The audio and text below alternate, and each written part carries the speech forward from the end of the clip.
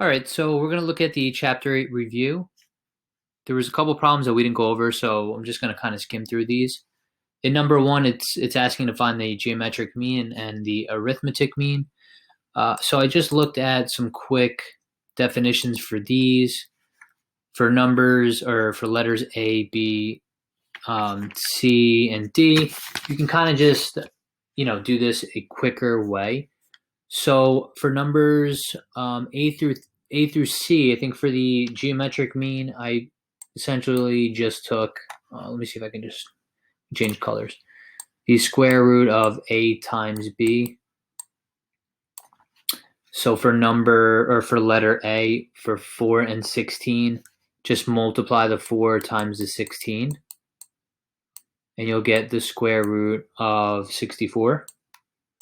And then you just want to reduce this, which will get you, remember, because it's square root, plus or minus 8. And that'll be for the geometric mean. And then for the arithmetic mean, we have two values here. So we're going to add both the 4 and the 16 and divide it by the numbers we have, which are 2.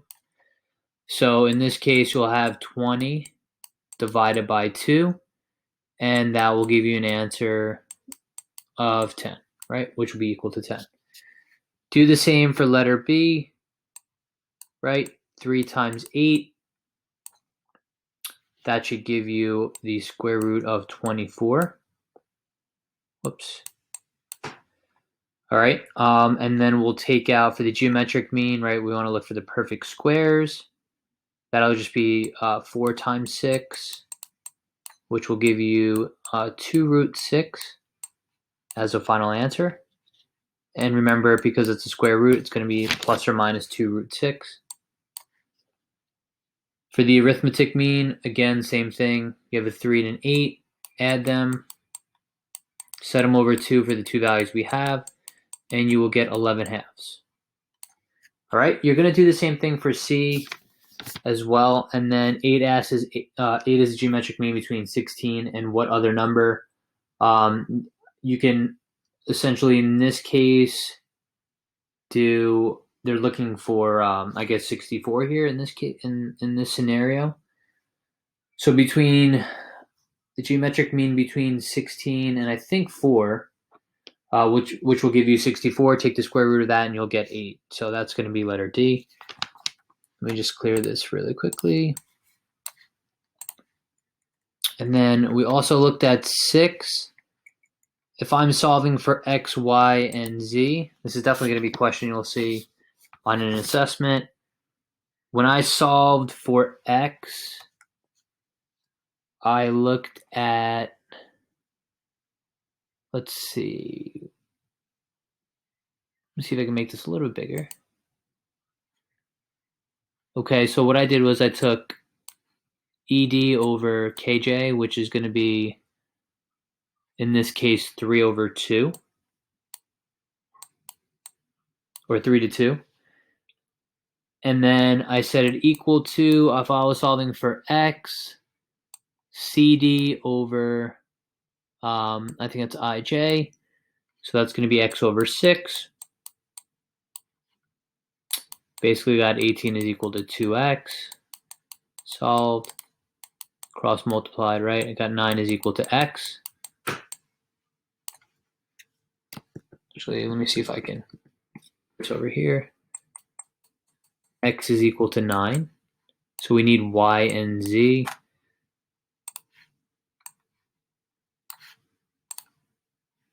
Okay, so for Y, I did the same thing. I just took 6. Actually, did I take this one?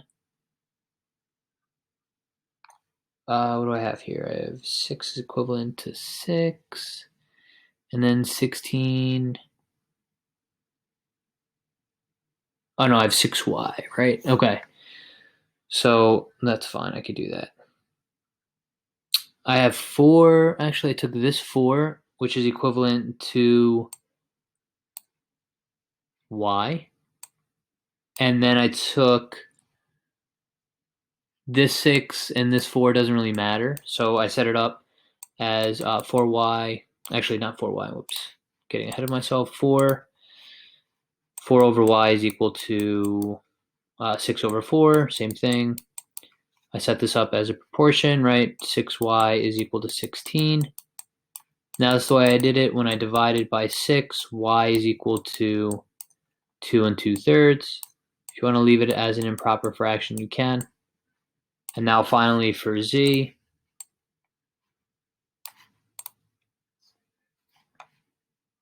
I did 5 over z, right? Is equal to, and then I just picked 2 other ones. It doesn't really matter. You can pick 6 and 4 again. Set it up as a proportion. I got 6z is equal to 20. Divide both sides by 6. Z is equal to 3 1/3. Again, if you want to leave it as an improper, that's fine. That's x, y, and z. And then for the perimeter, once you have x, y, and z, add them all up. And then you want to find the ratio. Okay, the perimeter of one of the hexagons to the other hexagon. You should get 3 to 2. And then I want to look at one more example. Just looking at like probably the most important examples. Let's look at number 12. I just have all my work here. For number 12, I basically set this up as 2 separate triangles.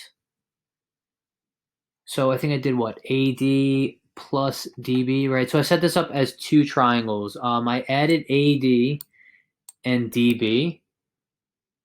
And once I, based on this information, I got, and that's going to be the big triangle. So what I'm essentially doing is breaking it up into this triangle, and then I'm breaking it up into this smaller triangle to find my ratios. All right, so AD plus DB got me 2x plus 8. That's the big triangle. And I'm going to set that over 2x plus 7 because that represents the AD. So what I basically did was I took AB, the large side, or the side of the larger triangle, which is 2x plus 8, and I set that as a ratio over AD, which is 2x plus 7. And then I set that equal to 2 other sides. I think I did AE plus EC, so the side of the longer triangle, which gave me 11x minus 1 when I combined the expressions that I have here. And I think that was AE plus EC. Yep, and I got 11x over 1. And then my denominator was just AE, the side of the smaller triangle. Again, I'm comparing this triangle to the larger triangle. And AE just gave me 10x plus 1. When you cross multiply these, all right, just to save us some time, you're going to get, I think 20, I got something like 20x squared plus 82x plus 8 is equal to 22x squared. And then after I combine, I got minus 75x. Whoops.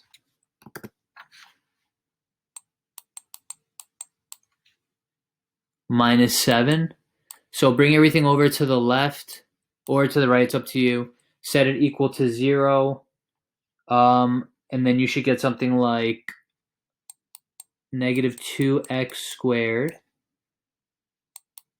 plus 7x plus 15 equals 0. All right, you're going to factor. After factoring, you should get, I believe I got negative 2x minus 3 times x minus 5, which is equal to 0.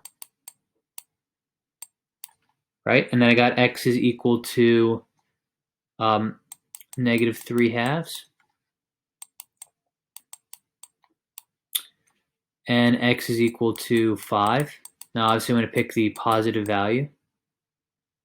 So x is equal to 5 for number 12. And then once you get that information, if you're looking for BC, all right, you're going to plug in the given pieces of information and get your final answer. Okay, so if you have any questions on that, just just let me know, and hopefully that all makes sense.